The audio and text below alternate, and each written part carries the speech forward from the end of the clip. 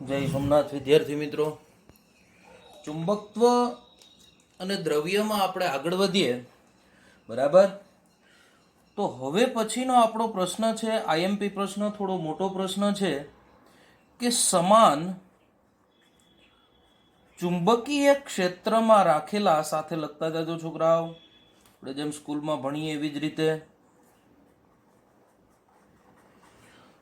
ચુંબકીય સોય પરના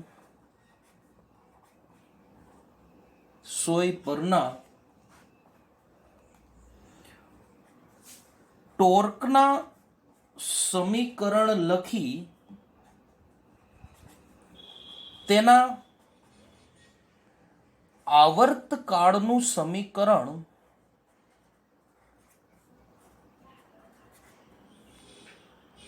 T is equal to 2 pi under root I upon mb મેળવો.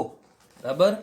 સમાન ચુંબકીય ક્ષેત્રમાં એક ચુંબકીય સોય રાખેલી છે, એના ઉપરથી ટોર્કનું સમીકરણ લખી અને આપણે શું મેળવવાનું છે? આવર્તકાળનું સમીકરણ. તો T is equal to 2 pi under root I upon mb. જોજો છોકરા, હવે આ દાખલા તરીકે આપણું આ દિશામાં ચુંબકીય ક્ષેત્ર છે, તો જો આકૃતિ પણ સાથે દોરતા જજો. આ દિશામાં આપણું શું છે? ચુંબકીય ક્ષેત્ર. બરાબર. એક કોઈ ચુંબકીય સોયને આપણે અહીંથી આમ રાખી, ચુંબકીય સોય દાખલા તરીકે આવી રીતે છે. બરાબર. આ ચુંબકીય સોયનો S ધ્રુવ, આ ચુંબકીય સોયનો N ધ્રુવ. બરાબર. આ ચુંબકીય સોય આ ચુંબકીય ક્ષેત્ર સાથે દાખલા તરીકે થીટાનો કોણ બનાવે છે. આ શું છે આપણા માટે? ચુંબકીય ક્ષેત્ર B. આ ચુંબકીય ક્ષેત્રનો ચુંબકીય સોયનો N ધ્રુવ, આ ચુંબકીય સોયનો S ધ્રુવ. બરાબર. હવે આપણે પેલી લોખંડની ભૂકીવાળી વાત કરતા હતા, તો એ લોખંડની ભૂકીની ગોઠવણી જોજો, લોખંડની ભૂકીની ગોઠવણી ની ભાત આપણે શું દર્શાવીને આપે? તો કે ચુંબકીય ક્ષેત્ર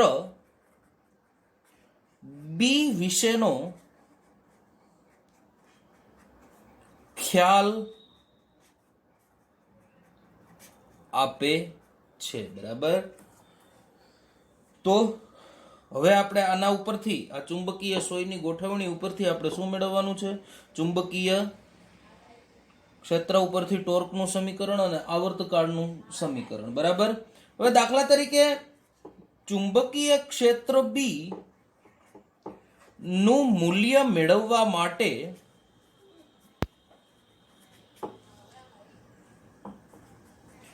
ચુંબકીય ચાક માત્રા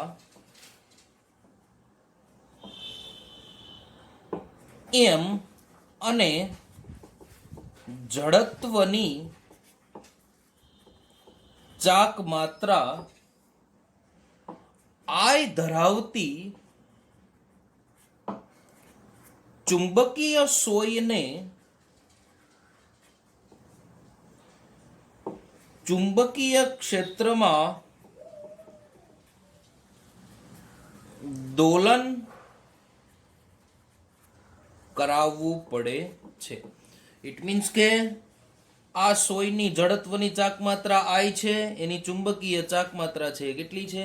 M જેટલી. અને એ ચુંબકીય સોય છે એ ચુંબકીય ક્ષેત્ર B ની અંદર શું કરે છે? દોલન કરે છે. બરાબર. હવે આપણે એના ઉપર લાગતું ટોર્ક મેળવીએ, તો ચુંબકીય સોય પર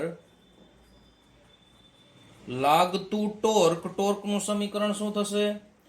torque toe is equal two ચુંબકીય ક્ષેત્ર માટે શું થશે? M cross B. બરાબર. એટલે torque toe is equal two આવું પણ થાય, MB સાઇન થીટા. બરાબર. ટોર્ક ટો બરાબર MB સાઇન થીટા. પણ અહીંયા જે આ આપણે ટોર્કની કિંમત લખી છોકરાઓ, એ ટોર્ક એ મુખ્યત્વે પુનઃસ્થાપક ટોર્ક છે. કેવું છે? પુનઃસ્થાપક ટોર્ક. એટલે ચુંબકીય સોય આમ જાય ત્યારે ફરીથી પાછી આવે ત્યારે લાગતું ટોર્ક રિસ્ટોરિંગ ટોર્ક છે. બરાબર. પુનઃસ્થાપક ટોર્કનો અભ્યાસ આપણે કરી ગયા કેમાં કણોના તંત્રો અને ચાક ગતિની અંદર, બરાબર. એટલે એ ટોર્ક પુનઃસ્થાપક ટોર્ક હોવાથી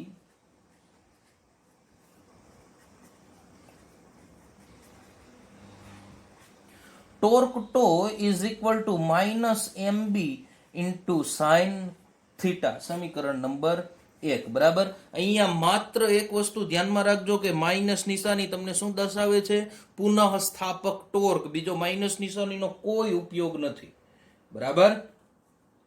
પછી આ ઉપરાંત આપણે આ કણોના તંત્રો અને ચાક ગતિની અંદર આ સૂત્ર પણ ભણ્યા. કયું સૂત્ર? તો કે ભાઈ torque toe is equal to I into alpha.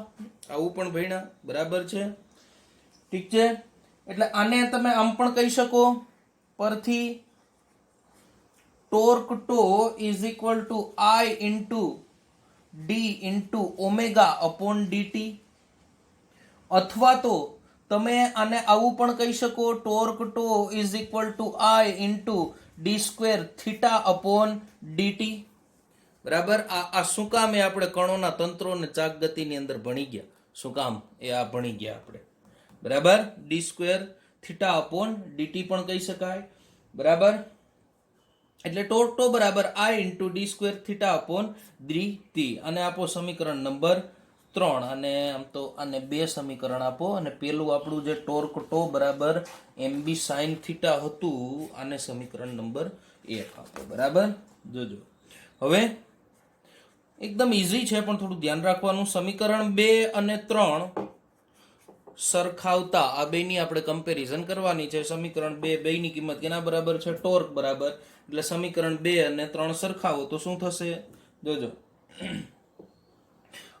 I into d square theta upon dt is equal to, બીજી કિંમત શું છે? -m into b sine theta, બરાબર. Sine theta is nearly equal to theta is equal to 1 લેતા. જોજો, એટલે શું થશે?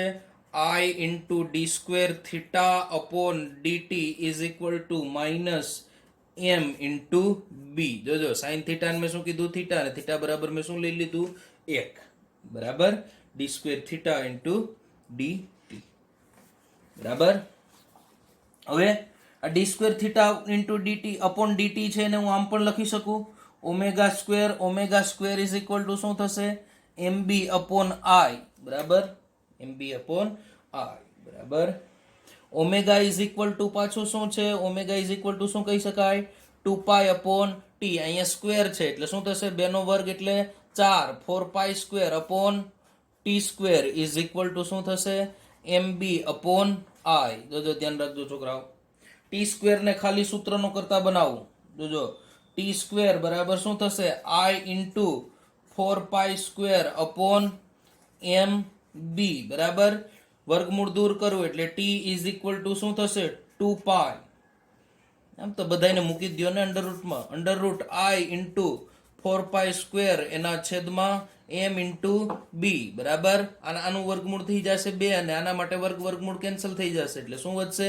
t is equal to 2π under root I ના છેદમાં mb. ટૂંકમાં જે આપણે આવર્તકાળનું સૂત્ર સાબિત કરવાનું હતું એ આપણે મળી ગયું, બરાબર. આવર્તકાળનું સૂત્ર જે આપણે સાબિત કરવાનું હતું એ મળી ગયું. t is equal to 2π under root I into mb.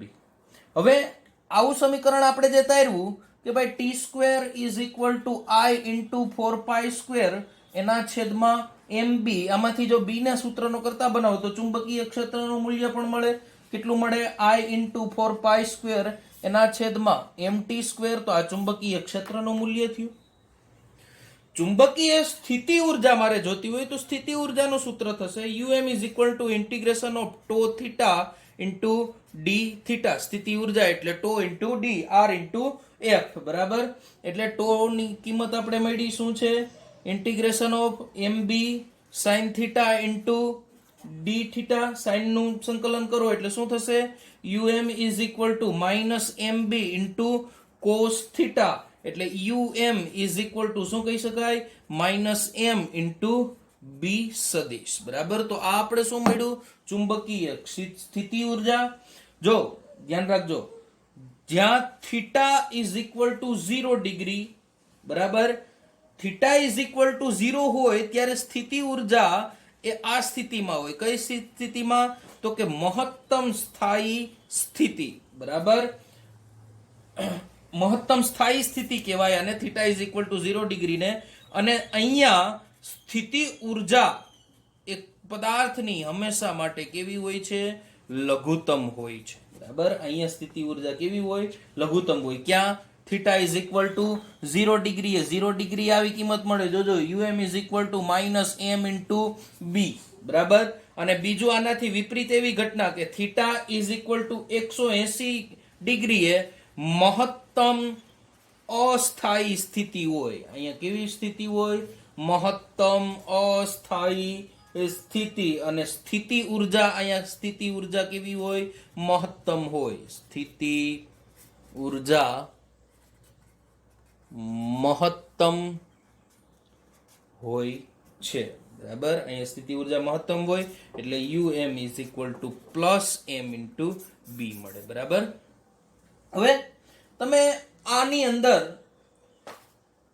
વિદ્યુત શાસ્ત્ર અને ચુંબકત્વને તમે થોડા ડાયપોલ માટે કે નાના ડાયપોલ માટે, દ્વિધ્રુવી ચાક માત્રા માટે, ટોર્ક માટે, ઉર્જા માટે તમે સરખાવી શકો, બરાબર. દાખલા તરીકે હું તમને સરખામણી કરીને આપું. જો આપણે થોડીક વસ્તુ સરખાવીએ તો દાખલા તરીકે ડાયપોલ મોમેન્ટ, જો વિદ્યુત શાસ્ત્રની અંદર પણ હોય. આપણે તમે ત્રીજો પાઠ ભણશો એટલે તમને ખબર પડશે. ડાયપોલ મોમેન્ટ, એમાં ડાયપોલ મોમેન્ટ સ્થિત વિદ્યુત શાસ્ત્ર, જોજો, સ્થિત વિદ્યુત શાસ્ત્ર, અને અહીંયા હું પછી લખું ચુંબકત્વ, બરાબર. જોજો, બેની આપણે થોડીક સરખામણી કરીએ તો ડાયપોલ મોમેન્ટ સ્થિત વિદ્યુત શાસ્ત્રની અંદર દર્શાવવામાં આવે પી સદિશ તરીકે, જ્યારે ચુંબકત્વની અંદર દર્શાવવામાં આવે એમ સદિશ તરીકે, બરાબર. પછી છે નાના ડાયપોલ માટે વિષુવ રેખીય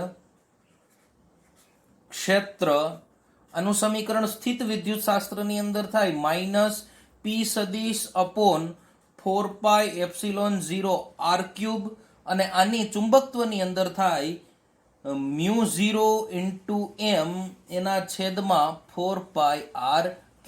જોજો, સ્થિત વિદ્યુત શાસ્ત્રની અંદર છે ને 1/ε0 લેવામાં આવે અને 1/ε0 ઇઝ ઇક્વલ ટુ ચુંબકત્વની અંદર શું લેવામાં આવે? μ0. તો જો આ એનું જ રૂપાંતરણ છે. p 1/p ઇન્ટુ 1/ε0 શું લીધું? μ0, બરાબર. p ને શું કરી દીધું? m, 4πm ના m, r3 m ના m. જોજો, પછી છે નાના ડાયપોલ માટે અક્ષીય ક્ષેત્ર. તો એ સ્થિત વિદ્યુત શાસ્ત્રની અંદર એનું સૂત્ર લેવામાં આવે 2p સદિશ અપોન 4πε0 r3. જોજો, 2m ના m, p સદિશ m ના m, 1/ε0 એટલે શું થશે? μ0 એના છેદમાં 4πr3. તો આ સીધું થઈ ગયું. સ્થિત વિદ્યુત શાસ્ત્રની અંદર શું લઈએ? 1/ε0. ચુંબકત્વની અંદર શું લેવાનું છે? μ0, બરાબર. હવે બાહ્ય ક્ષેત્રની અંદર દાખલા તરીકે ટોર્ક છે, તો એ સ્થિત વિદ્યુત શાસ્ત્રની અંદર p સદિશ ક્રોસ e સદિશ તરીકે લેવામાં આવે. ચુંબકત્વની અંદર લેવામાં આવે m સદિશ ઇન્ટુ b સદિશ, બરાબર. બાહ્ય ક્ષેત્રની અંદર આપણે સ્થિતિ ઉર્જા ભણ્યા. એ ઉર્જા છે એ સ્થિત વિદ્યુત શાસ્ત્રની અંદર લેવામાં આવે -p સદિશ ઇન્ટુ a સદિશ, જ્યારે ચુંબકત્વની અંદર લેવામાં આવે -m સદિશ ઇન્ટુ b સદિશ, બરાબર છે. તો આપણે આજે એક સૂત્ર તાર્યું અને સ્થિત વિદ્યુત શાસ્ત્ર અને ચુંબકત્વની થોડીક જે વસ્તુઓ છે, સૂત્રો છે, એ બધાને આપણે સરખાવ્યા. નેક્સ્ટ પીરિયડની અંદર આપણે ગૌસના નિયમથી ભણશું. ગૌસનો નિયમ શું છે ચુંબકત્વ માટે? પૃથ્વીનું ચુંબકત્વ એટલે શું? મેગ્નેટિક ડિક્લિનેશન, નમન કોણ, આ બધું ભણશું. ચુંબકીય પદાર્થો, ફેરો, ડાય, પેરામેગ્નેટિઝમ એટલે શું, એ બધું ભણશું આપણે હવે પછીના ચેપ્ટરમાં. હવે પછીના લેક્ચરમાં. ઠીક છે છોકરાઓ? તો આજે આપણે શું ભણ્યા? એક સૂત્ર મેં તમને કીધું, આવર્તકાળનું સૂત્ર IMP છે, અને આની થોડી કમ્પેરિઝન, બરાબર.